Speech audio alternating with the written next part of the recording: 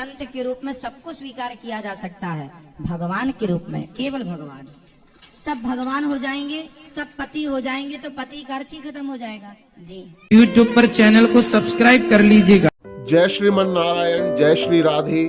राधे राधे। गुरुजी के प्रिय भक्तों, धर्म और आध्यात्मिक चर्चा के दौरान एक मैया मुंबई से आई, जिनके कई प्रश्नों के जवाब गुरुजी ने बहुत ही सहजता व सरलता से दिए। मैया ने लड्डू गोपाल और साईं बाबा को लेकर प्रश्न पूछा।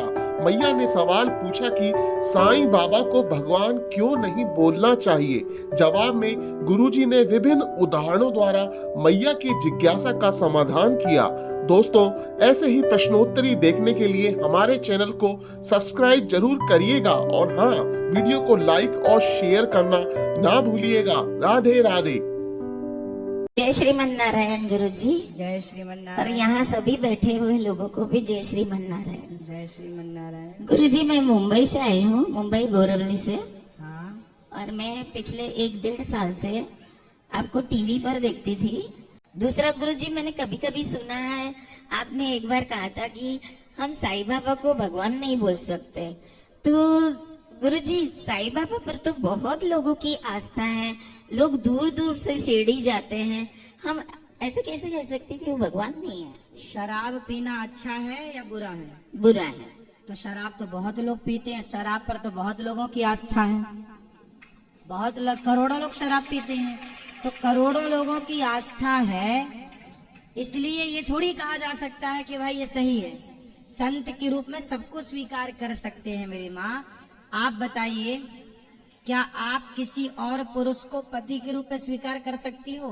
बिल्कुल नहीं सर, मैं स्पिंस्टर हूँ। फिर जब आप अपने पति के अतिरिक्त किसी पर पुरुष को पति के रूप में स्वीकार नहीं कर सकते, तो फिर भगवान के अतिरिक्त हम किसी और को भगवान के रूप में स्वीकार कैसे कर सकते हैं? संत के रूप में आप मुझे अपने बेटे के रूप में तो स्वीकार कर सकती हो जी। आप मुझे अपने भाई के रूप में स्वीकार तो कर सकती हो जी। पर किसी पुरुष को आप पति के रूप में नहीं। बिल्कुल उसी नहीं। तरह संत के रूप में सबको स्वीकार किया जा सकता है, भगवान के रूप में, केवल भगवान। सब भगवान हो जाएंगे, सब पति हो जाएंगे तो पति का अर्थ ही खत्म हो जाएगा जी। ओके।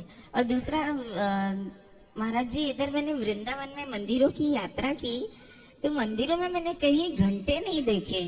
यहाँ वृंदावन में ठाकुर जी के बाल रूप की पूजा होती है। बाल रूप मतलब बाल गोपाल, छोटे से बिहारी जी, छोटे से जैसे अयोध्या जी में भी राम लला बैठे हैं, तो बाल रूप जो होते, जहाँ बच्चे होते हैं ना, वहाँ घंटा, ठाकुर जी यहाँ लेट सो के उठते हैं, है ना, यहाँ पर बाल रूप की सेवा होती है। छोटे से बच्चे को मक्खन खिलाना, मिश्री खिलाना, उनकी खूब सेवा।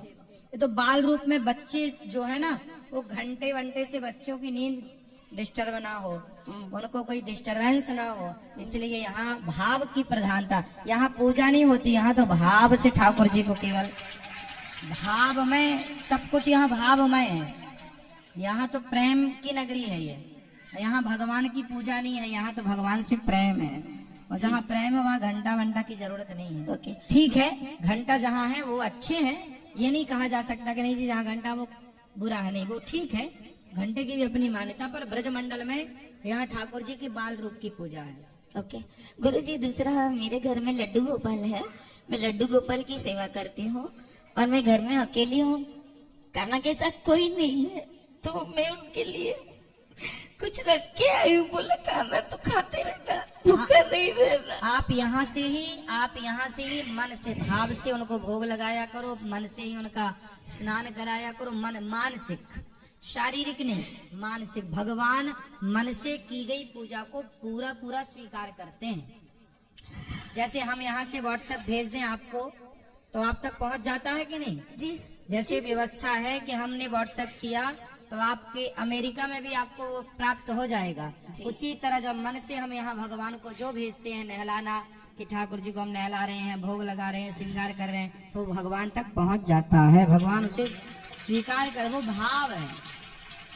और गुरुजी, मैं आपसे चाहती हूँ कि मेरी बहनें हैं, उनके पति हैं, मैं अकेली हूँ, मुझ पर आशीर्वाद रखिए। और मैं आपके साथ एक फोटो खिंचाना चाहती हूँ। अभी अंदर बैठेंगे, आप 2 फोटो लीजिएगा। थैंक यू गुरुजी। खुश रहिए।